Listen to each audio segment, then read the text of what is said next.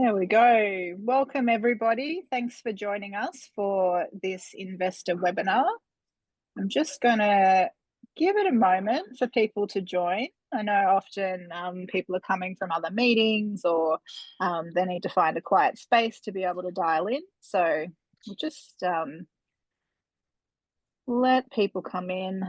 All right, well, I might move into the virtual part of the introduction because then anyone who's still joining will just miss my bit and they'll be here for the important part in hearing from the team. So good morning or good afternoon, everybody. Thank you for joining us for this discussion on WOSUP. So my name is Kirsten Hunter and I'm the CEO here at Birchal. And just before I introduce the WOSUP team, I'd like to start by acknowledging the traditional owners of the land that I'm calling into you from today.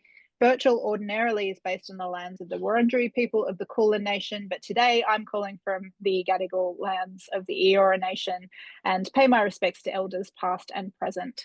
So today I'm joined by Martin, Carl, Laura and Greg from the WOSUP team. Birchal is working with WOSUP on an upcoming crowdsource funding offer. For those of you who might not know what crowdsource funding or CSF is, you might know this as equity crowdfunding, and it's a form of fundraising in Australia that allows startups and small and growing businesses to raise capital from a large number of smaller shareholders, as well as wholesale and sophisticated investors through an online platform like Birchal. So instead of seeking funding from traditional sources like banks or venture capital or private equity, companies can turn instead to the general public, often their communities, and raise money in exchange for equity in their business. So for founders, this is a way to turn their passionate communities, passionate supporters into shareholders. And for investors, it's a way to back founders and ideas that you believe should be successful. And then when and if they are successful, you get a slice in their success when they do succeed. Birchal Financial Services will be the licensed intermediary for the offer. The information and discussion in this webinar is for informational purposes only and should not be considered as advice or a recommendation to invest. Please do your own research and always consider the offer document and the general CSF risk warning before investing. And for more information on both of those things, you can head on over to our website at birchal.com. How today's session is going to run. So the team will take us through an introductory presentation and share all about the work that they've been doing at WOSUP and their success to date. And then we'll switch to a Q&A session. So if you look at the bottom of your Zoom screen down here, you'll see a little Q&A box. And at any time during the presentation or the discussion that follows, you can pop your question in there and then I'll facilitate the discussion with the team when we get to the Q&A section. We are recording this session today, so if you do have to jump off early, a recording will be sent around after the call so you can catch up on anything that you miss. And without further ado, I will hand over to the team to take us through what they've been working on. Thank you very much, Kirsten, and good afternoon, everybody. I'm Martin Salter. I'm one of the co-founders of WOSUP and CEO managing the team.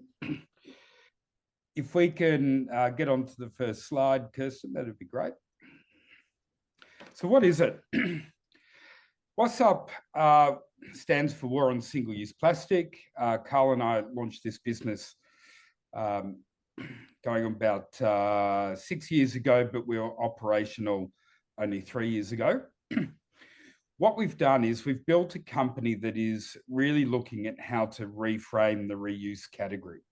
Reuse as an industry is very, very in its early stages in Australia, but overseas it's more prevalent. But in Australia, we are growing. We're not a company per se. We actually use infrastructure and the cup as a mechanism to drive value, technology, and operations within the venue. So while we're removing single-use plastic and single-use items, we're creating a business which is multifaceted in the way it delivers value to the customer. Next slide, Kirsten. So how this works is probably the best way of showing you is actually to play a quick video and we'll be back after this.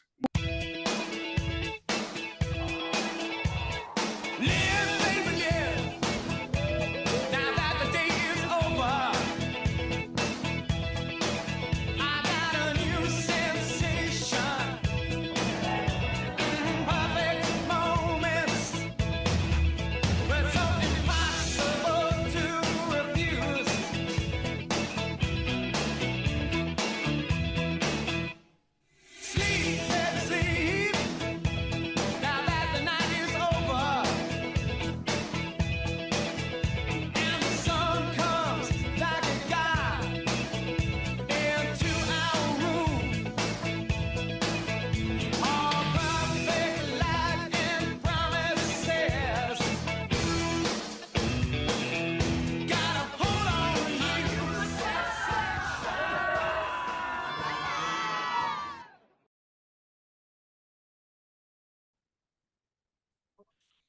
So WOSUP works in a very simple way.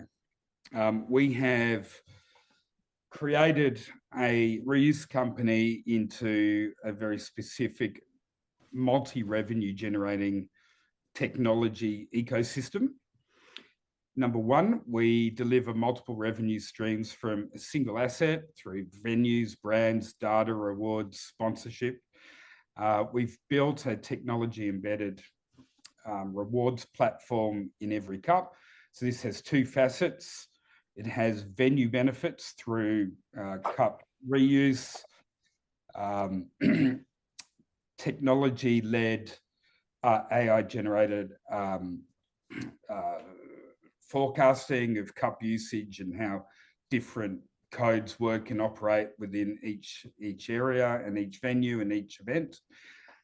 We're building in other led opportunities in relation to how weather might impact this.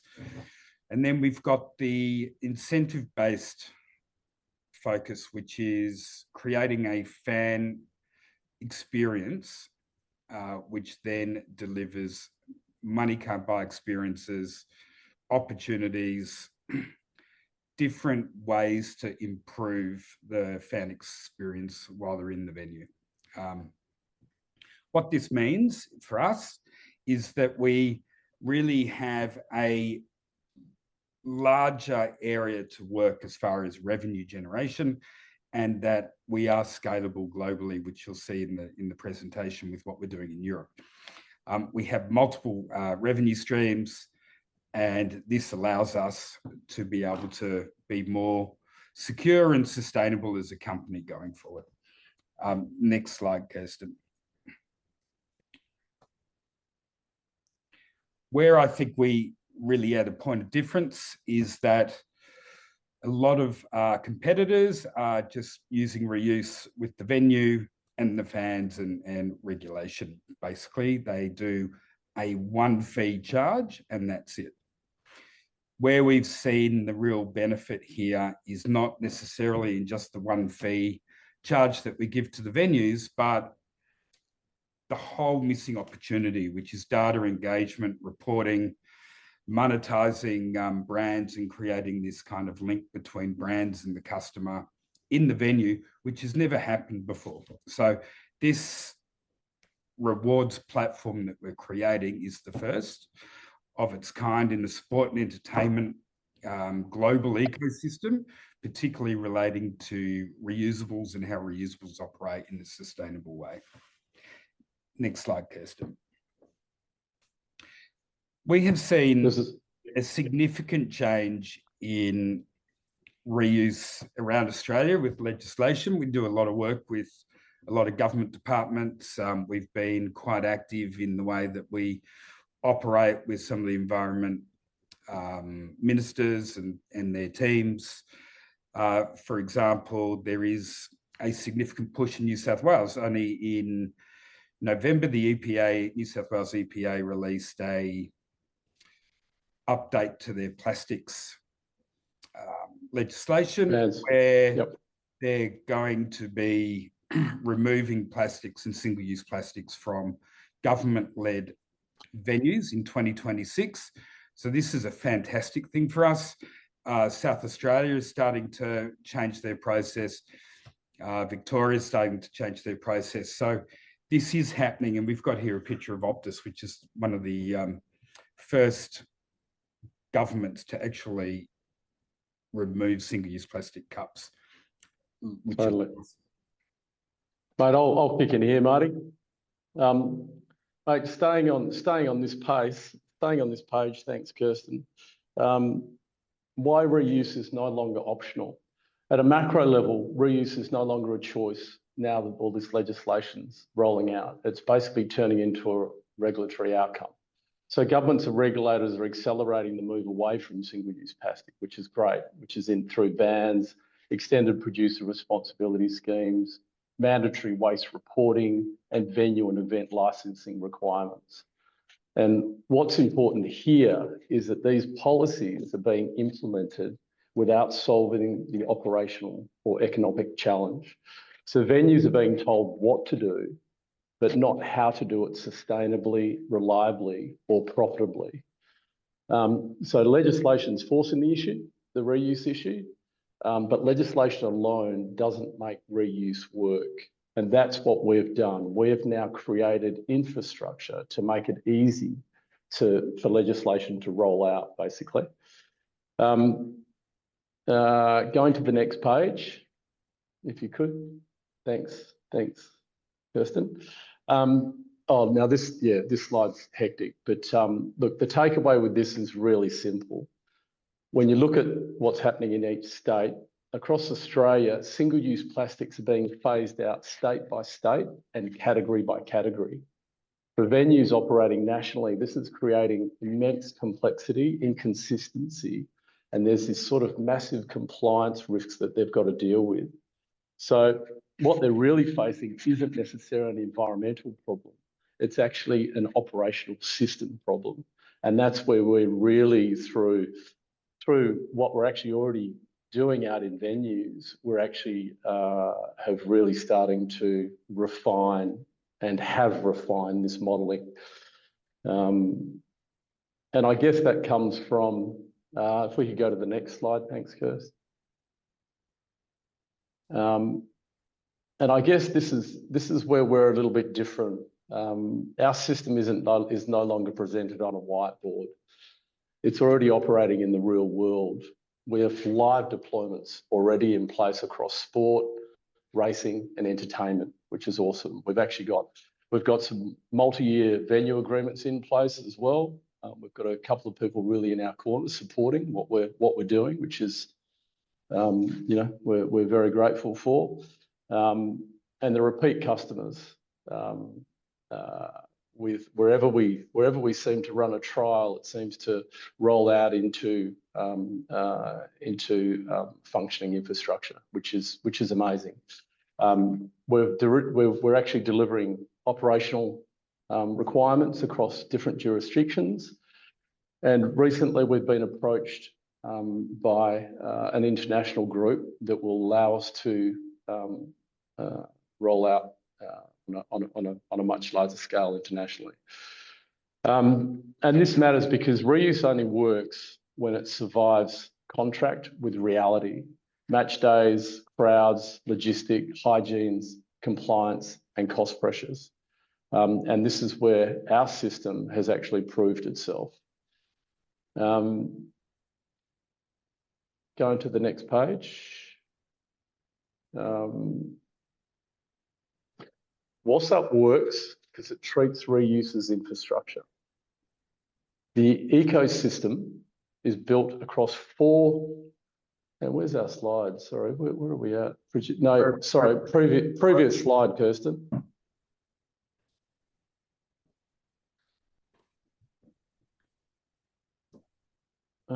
Hang on a tick, sorry, I'm on the wrong page. Where are we at? So we're that. Sorry, go to that next slide. This one or the one after? Oh, the product mix. That's okay. Just pick it up from Let's stick to that. Sorry, guys.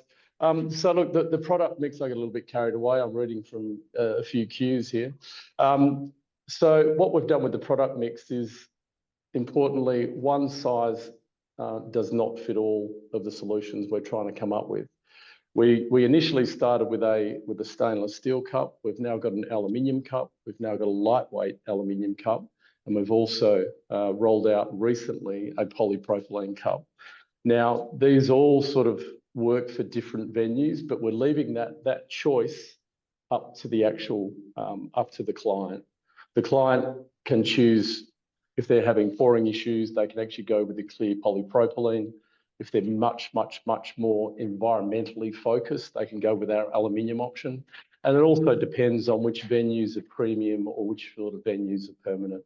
We've got reusable trays in the mix now, and venues can really configure our offering to whatever their audience is requesting, both commercially and also what the request is. So I guess next slide, if we could. And this is actually you, but just closing off where I've been So when you step back with what WOSUP is really building, it's not actually a product, it's a whole reuse operating system, engineered, proven, and commercially aligned with the reality venues are now facing, which is what we need to do. And I think this is where you roll in, Laura. Can we go to the next slide, is the pricing slide. Look, I guess that's why I'll step in here. What we've done when we originally started was we started with a stainless steel product.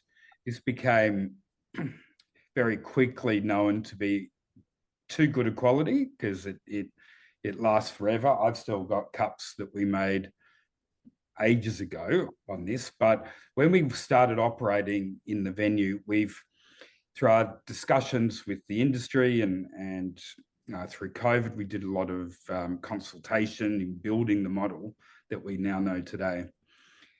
We actually started looking, how can we bring the price down? And one of the barriers that we've had in developing the business was ensuring that we were price competitive with plastic, which is no easy task. But what Carl's been able to do in China and with our manufacturers is that we've started building these relationships with manufacturers, which have allowed us to build and develop products and innovate our product solution to be the same as plastic on a per use basis. Now, what this means is if a venue currently pays 20 cents for a cup, a plastic cup that they just throw out, we've been trying to get our per use, whether it be 5, 10 times, to that value. And that incorporates all our operational costs, our margin and everything. And we sit here today with a new type of cup, which has just come in recently, which is allowing us to do that, which is great news. Sorry, Laura, off you go. Okay, so really we've had incredible success today. Next slide. Do you want to talk about the success today, Marty? Yeah, sure. Look, we've been, the last 3 years has been excellent. We started off, our first year was very much focused on delivering trials, refining our operational model, our commercial model, our product mix and everything. And, this has led us to the Giants contract, which we got a couple of years ago. And then that took us into the contract that we've got with the Sydney Showgrounds. But we've done sport, we've done racing, we've done Green Day, who was at the opened at the NFL yesterday. We're also actually about to do Bad Bunny, who was also at the Super Bowl the other day.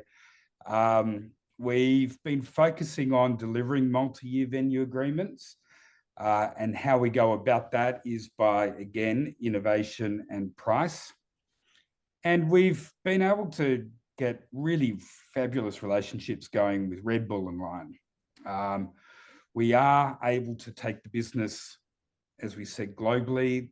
The way we've developed this outcome and this company is that it could be taken anywhere around the world. In actual fact, it is more profitable in Europe because in Europe, you don't need a clean cup every time. So we don't have to manufacture the same amount of stock that we do to manage Australia. Next slide, Kirsten. Amazing. Go, Laura. So this is where I kick in. So I'm Laura. I'm the CMO at WOSUP, and so I really look after everything customer value proposition as well as building the WOSUP community. So we've got a fairly thriving Instagram that we use to communicate with our fans. Around sort of 15,000 people are following us so far, and we know that actually it's the fans who are really going to help us drive the change here. We really want to drive the uptake of these reuse cups and the sustainability story. It's going to be our fans that help us do that. So who wins within the WOSUP ecosystem and why? So definitely our fans, as I was talking about, but we've got sort of 3 main main groups. So the venues, and as Carl was talking about, we're actually building a full reuse, or we've built a full reuse system here, right? So what we're able to deliver to venues is a predictable operations as these new government legislations come in and they can no longer use single-use plastic. And it's quite a complicated system. So pretty difficult for them just to implement themselves at the flick of a switch. So it's predictable operations, compliance, confidence as well with these government regulations, and also actionable sustainability data. There's so many companies as well that have these sustainability targets, and now we've actually got a really great way to be able to measure that. So brands and sponsors are one of our other customers, and you know, what could be better than having your brand in front of thousands and thousands of fans as they watch a footy game, or, you know, even when they're at the races. So that we're activating that brand on the cup as well as in the tech platform. And what do brands get? They get that fan engagement at the point of use. They get verified ESG outcomes and measurable performance as well. And as I was saying, the fans, they really drive the sustainability change, and the younger and younger fans, or the new generations that are coming through, the more they're super passionate about this cause. So for fans, it's simple, frictionless use, and actually so many of them say that they prefer drinking a beer or a cold beverage out of the new cups or the reuse cups, as opposed to the single-use plastic that, you know, crinkles in your hand. And they also then get tangible rewards through scanning the cup and you know, getting into the rewards platform, the WOSUP rewards platform. Next slide. And the WOSUP system architecture is really in 4 key layers. So it's a full reuse system, and we think of it in 4 key layers. So it's the commercial layer. So this is the revenue generation and reinvestment as well. So this helps the whole system run, and that's our brand sponsors as well as our venues that input into that. Then there's the operational layer. So this is the whole reuse system. It's the cups, the washing, the logistics, the return into the bins from the clients, all that communication as well, and compliance with the government regulations. Then we have the digital layer. So this is when the fans scan the cup and enter into our app, where, you know, we can, you know, deliver money can't buy experiences, promotions, tickets to games. There's, you know, and that all of that data then gets loaded into our system. So that's super valuable for our brands and sponsors as well. And then finally, there's a physical layer. So this is the actual cup. These are the reusable cups in all of the different variations Carl was talking about before, and a tray, which makes it easy to use. You want to go to the next slide? Carl, I'll pass it over to you. Okay, so the operational layer. This is where you really get your hands dirty, and this is where we really work hard with our partners at stadium on ground level to really make sure that it's a seamless rollout. We actually were in a meeting the other day, and one of our clients said to us, which was a really, really massive compliment, is they basically said, "We don't even know you guys are there." And on an operational level, that's something to be really proud of. I was really, really happy with that. And look, we've also got partners. I mean, so the interesting part about our modelling is when we align with the right people, our touch points are really minimal. We work with the likes of some of the cleaners around venues. So in previous situations, they'd be picking up a single-use plastic cup, but now all they do is pick up one of our cups, which makes the whole process incredibly smooth, which is great. And then we then take that off-site. We have our commercial wash facilities where we take it there, we wash, we hygiene, we dry, we repack and send it back to the stadium, and that completely closes our loop. That completely closes this loop. And I guess when we first started, the whole, you know, we were a little bit clunky, but the last 4 years has really taught us how to refine that process to get to the point where you know, as one of our clients said, it's like they don't even know we're there, which is great. Next. Terrific. That's where ET. I get to jump in. Good afternoon, everyone. Greg Tremaine is my name. I'm heading up commercials and all of our brand partnerships for WOSUP.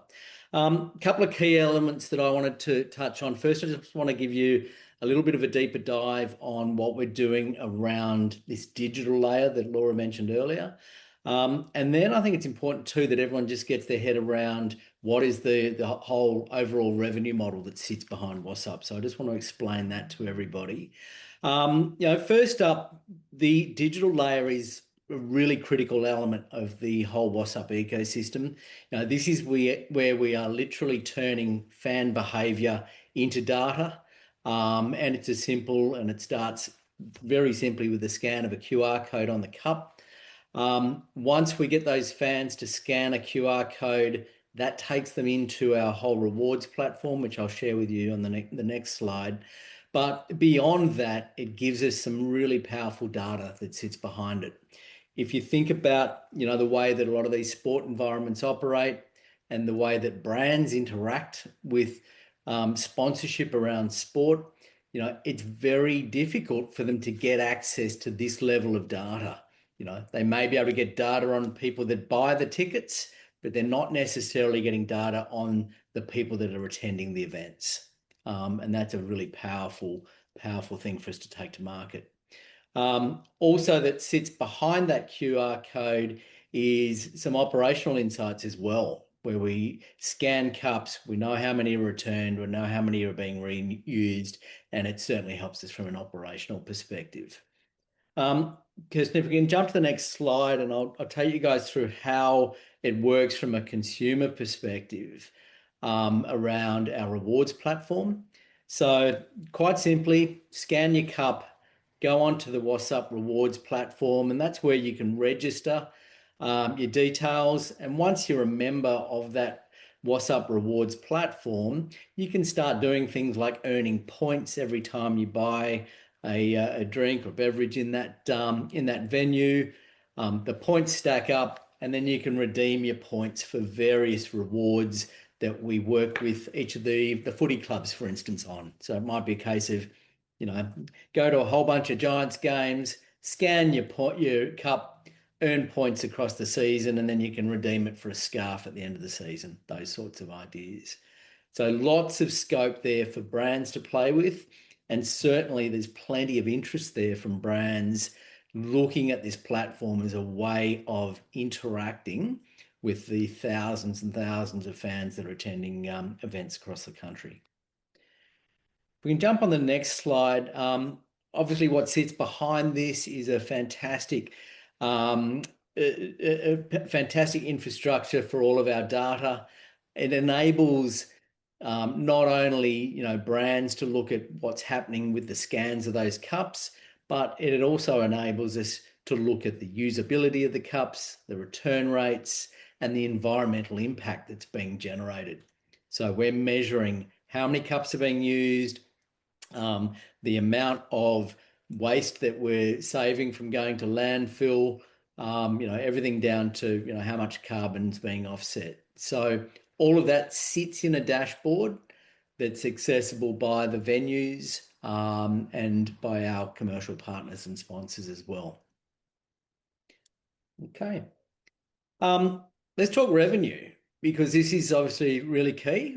Where does the money come from? Who's paying for it? What's the cycle look like? And Only slightly important, GT. It's the most important slide of the deck. It should have been the first one, Marty, but anyway. This is how we generate revenue, and we've broken it down into a stack of 5 different levels. The first one is what we call a price per cup usage fee, and this is a fee that we charge to the venues to use our cups. So every time a cup is being used, they pay an agreed amount.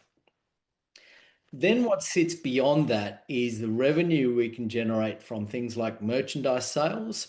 So using our digital platform, any sales that we can generate through that platform, be it directly through the app or being being able to use, points and tokens that we might have in that app to redeem at the venue. There are opportunities for us to do revenue shares on any merchandise sales. Certainly the technology and the data services that sit behind it. We are building a stack of very, very powerful data that sits behind this platform. And as we know, data is critically important, certainly for brands and venues to get insights. So that is something we can monetize.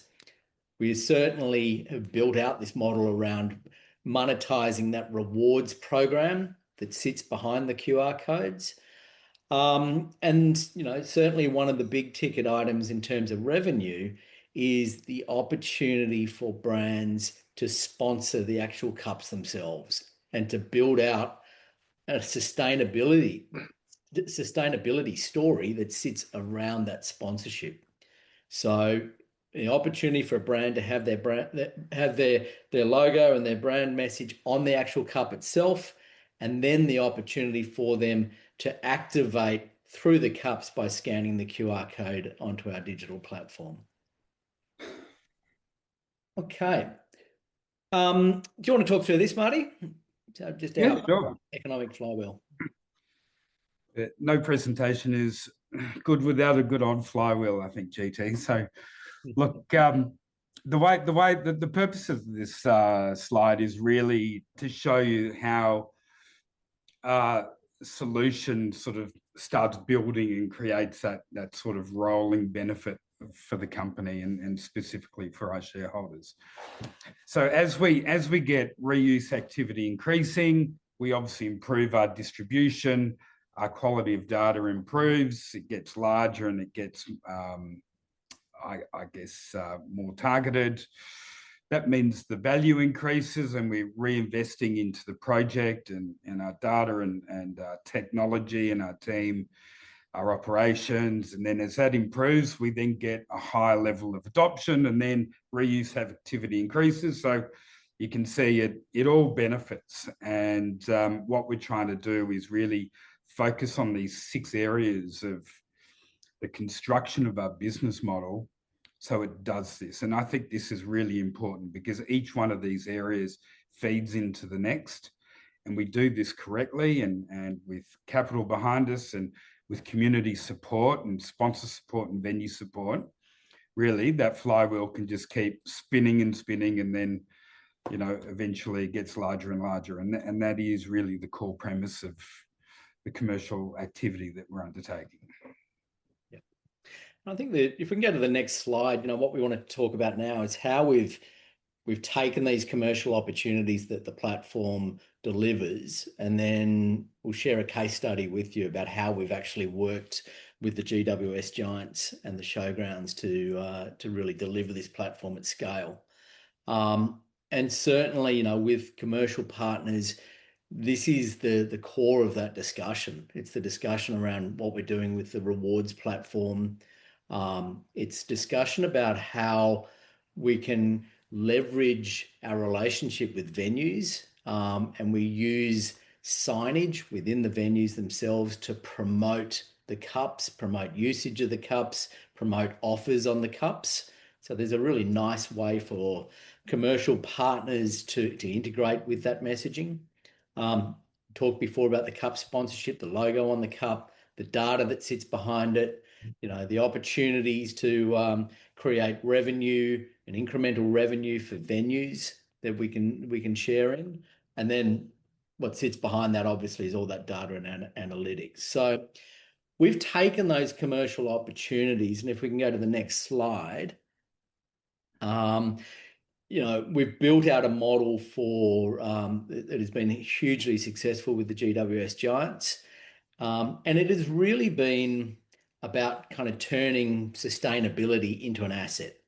What we do know from all of the work that we've done with commercial partners is that the absolute sweet spot of this business for brands is not necessarily that they want to just put a logo on the cup. They want to partner with us to really drive sustainability outcomes that they can leverage to engage with fans and have a mechanism that they can directly interact with that fan database and do it with the data, the reporting that sits behind it. And ultimately, it gives them an opportunity to do something really meaningful in a sustainable way, and get some fantastic sustainability message out in market with the right sort of association. So, Marty, I'll throw to you just to talk through what we've done with the giant. Well, I'll be really quick because we're over time, aren't we? Kirsten, if you can go to the next slide. So 2 years ago, we signed a deal with the Giants. It was an AFL first. We're the first company to work with the AFL on a reusable solution in one of their venues. We're working with the AFL still. There's serious opportunity for us with the AFL in all their venues nationally.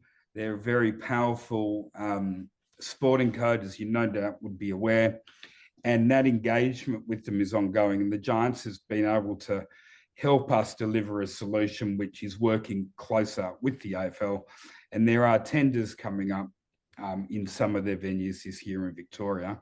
And not only that, the AFL has been trying to build out a loyalty program for about 8 years and just haven't had the ability to do it. So the work, they're looking at what we're doing with the Giants very closely in the way that we operate with them, invest in our platform, throw in point of sale opportunities, transaction data, history, working with the Giants in incentivizing their customer base to become members by attending more games, et cetera, et cetera. So it represents a fabulous opportunity, not just with the AFL, but with clubs globally who don't have the ability and the budgets to be able to enter into a rewards platform with their member base.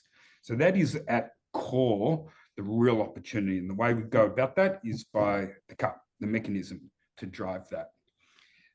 Giants is just some stats here. We'll send this to you. I'm conscious of time, but we achieved up to an 89% return rate, which is brilliant commercially for us. It's great for the environment. And it also shows that after 2 years of being in the one venue, the patrons are really accepting the process. So they're putting their cups back in the bins, we're taking them away, we're washing them, and we expect that to continue. One really key thing here is with the customer uptake is we've made a big hit on sales by putting WOSUP in. Beer sales in the last season, just 2024 gone, 25 gone, I beg your pardon. Giants had an increase of 3% in attendance, whereas versus the same year, we had an 11% increase in draft sales. And we just announced just recently that because of the success of this, they're going to 100% reusables at NG Stadium, wine, spirits, and they're increasing the draft bars completely. So they were the first venue to go to 100% cans during COVID, and they're now the first venue to go back to 100% draft. One question that does come up in a lot of our discussions is our return rate. Like, how many of these cups come back? Marty mentioned we got 89% of those cups back at the Giants game in 2025. You'll also see a stat there that says we got 63% of the cups back in 2024. I just wanted to flag that those cups were the ones with the Giants logo on it, which we certainly, working with the Giants, they understood that a lot of their fans were going to take the cups home as merchandise. So there is a big difference in return rates if clubs put their logo on a cup. Yeah. Next slide, Kirsten. You could read this. It's just from Alex, the General Manager of Commercial at the Giants. We're actually there at a Condinia Park at a Geelong Giants game. Giants won. Sorry to all the Geelong fans, but that was a pretty good game. We snuck the cups in. Next slide, Kirsten. So ultimately, at our last raise, we did what we said we would do. We didn't quite get the amount that we needed from a top level, but we invested in our washing infrastructure. We built out our technology so we could integrate with point of sale. We've produced the cups we needed to produce through Red Bull, our lightweight aluminium and our polypropes. This time around, we really need help funding the expansion into Australian markets. We are continuing the investment, which is going to feed into the points, rewards, and tokenization of the rewards platform, which is really exciting. Funding global expansion into Europe via our new partner over there, who is brilliant. He has existing sales. First year of operations, he did 1 million cups. Europe is 5 to 6 times the size of Australia as far as reuse. And then lastly, of course, given what's happening with the EPA in New South Wales and the requirement for all the venues in New South Wales to start trialling reusables in 2026, we need to invest in the largest washing hub in Homebush. That is a learning that we've had over the last 2 years in operations. We've got the site, we're going to build it, and we've got the green light from Showgrounds to do so. So we need your help in doing that. Thank you. Awesome job, team. It's such a great story, and getting to see that progress over the multiple raises as well. I might start off with a bit of a question myself before I move into the questions from the audience. So I know a lot of the people on the call or watching this webinar afterwards are probably previous investors in WOSUP from your previous raises. But for those who are new to you as a team and new to the product, building a business is hard, especially one that has both a physical and a digital component like you're attacking here. What is it about this problem that sort of drove, I guess, you two, Marty and Carl, as the founders? What is it that drove you to do, you know, the seemingly crazy thing to start a business to try and solve the reusable cup problem? Carlos. Well, look, wow. I'm going to say, look, it actually goes a lot. It goes a long way back. And Marty and I were at a footy game, and I'm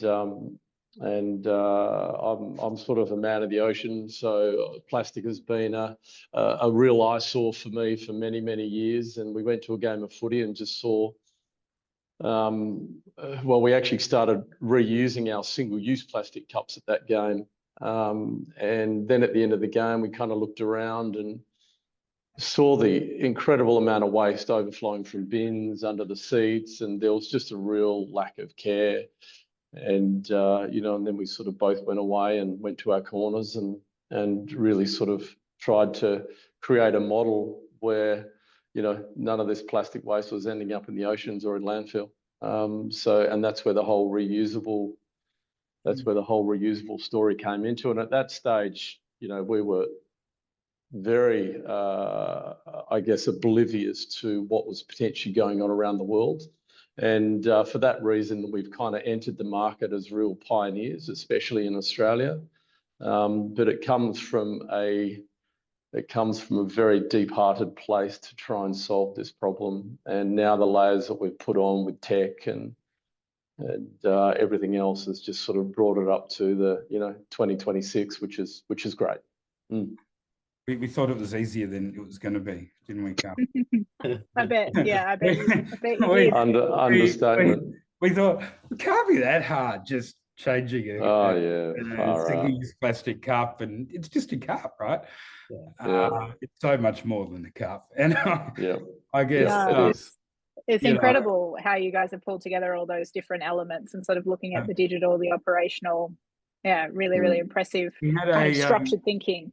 Well, plus all the stakeholders as well. I mean, there are so many stakeholders in this kind of operation, you know, venues, caterers, hirers, brands, clubs, and we have connected with all of them. And it's, you know, it's been a fantastic journey to sort of navigate those paths, and we've got tremendous engagement from them all. So it's exciting space.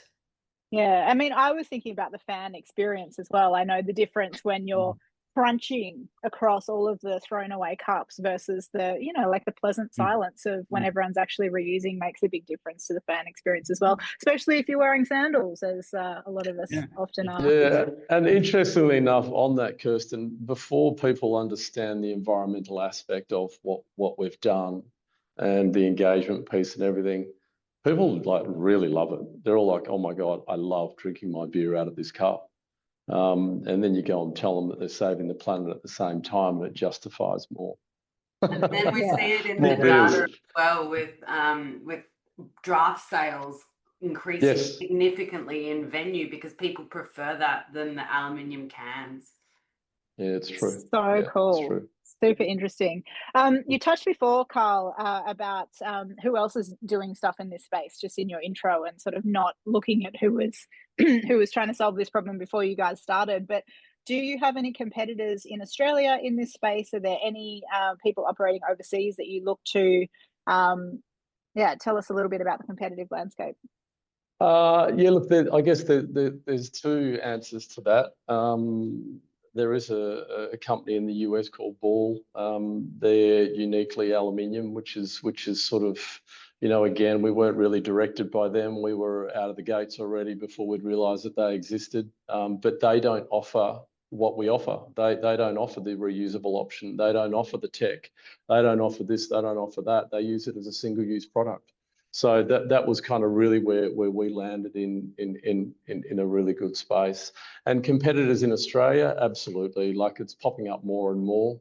But again, you know, without sort of, I guess, waving our own flag, we've sort of been in the trenches and the weeds of this business for so long.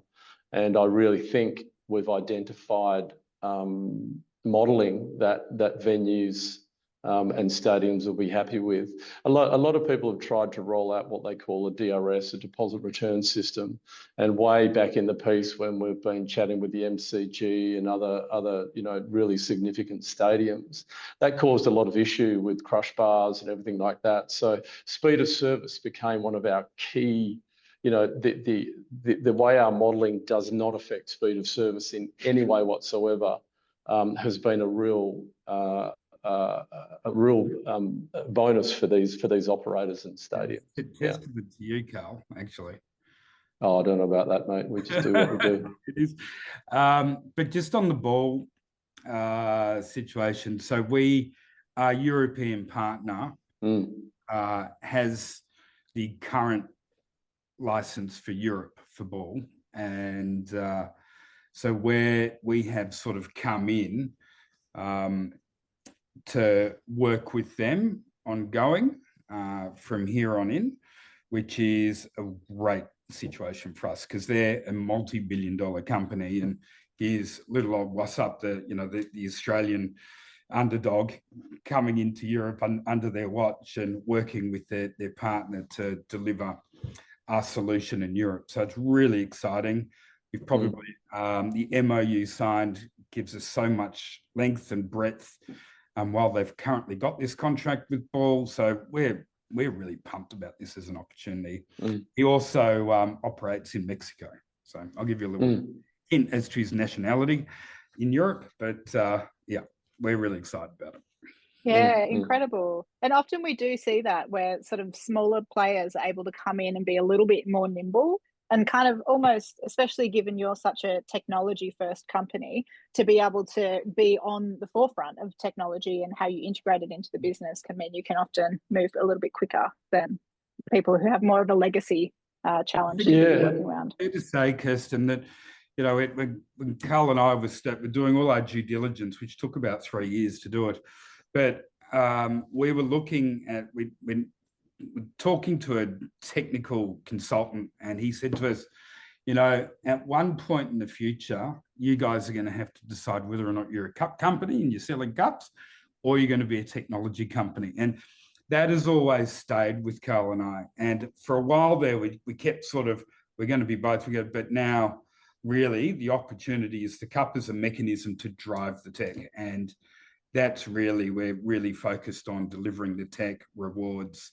and an aggregated sporting rewards platform, which has that sustainability mechanism, so which is the cup. So, and saving the planet at the same time. Great. Tick, tick, tick. Yeah. I love it. Exactly. There's a question here, I guess a bit of a quick operational one. Is there a problem with contamination of other items that aren't your cups being put into the bins, and how do you solve that one? Absolutely. Yeah, there is. Look, it's all about education, to be honest with you. It's and look, I hate to say it, but people are lazy when it comes to this. when it comes to identifying which bin you need to put your product in. And, you know, I mean, so these days you also need a degree to work out what you put. The amount of people I see pause when they've got 4 bins in front of them and look at their product and look at the bins, and you know, it's a real issue. But yeah, look, we do have contamination, but we have processes in place that allows us to sort through all that. We have, firstly, we have literally people going through it with gloves on and going through the contamination. If cups come back, you know, after the first wash and they're still contaminated, we generally dispose of them, because we know, you know, that we have a full checking system, you know, before it goes into the washer and when it comes out of the washer, to make sure that none of that contamination rolls into the next round of cups. Yeah, so it does happen for sure. But we're also seeing changes as well. Like, as people get used to this whole reuse system, they're starting to learn. We've seen that at the Giants. Exactly. Yep. Yeah. And just on the kind of the physical versus the digital question, it seems like this is a really big data opportunity here. So do you guys own the data that you collect? Do you share it with the venues? Yeah, we do. Yeah. So that's a really great question. So we have we use AWS as our platform that's held in the cloud in Australia. I used to, at Sydney Airport, my last corporate role was in charge of digital commercialisation and innovation in that space. So we're fully abreast of privacy policies and terms and conditions. And actual fact, our IP lawyer used to actually advise the Privacy Commissioner of New South Wales in Australia. So we're really good in that department. As far as how we're developing the data that we retain, it's aggregated. But while we're getting personal identifiable information, but we're only getting name and email. That's it. And that information will then allow you to engage with us through incentives and other opportunities like discounted membership, money can't buy experiences, that kind of thing. So we're providing a benefit in engaging with the brand ongoing. And it really does, a whole premise of this rewards platform is to reward you for doing the right thing. Yeah, love it. Do you have a retail or a small venue offering? Or have you thought about it? Yeah, look, absolutely. We have,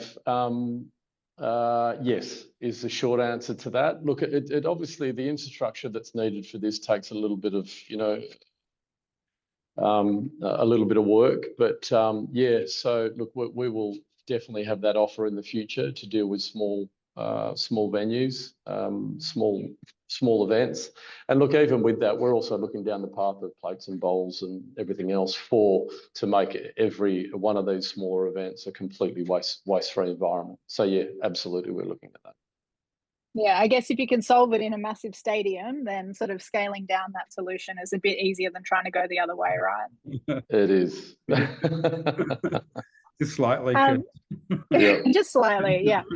So I know you guys this is not your first crowdsource funding round before, and so obviously you're sort of quite familiar with the model and the benefits that you get from having your community on your shareholder register. But I wonder if you can talk about sort of why you've chosen crowdsource funding. Did you look at other sources of funding like grants or anything else as well?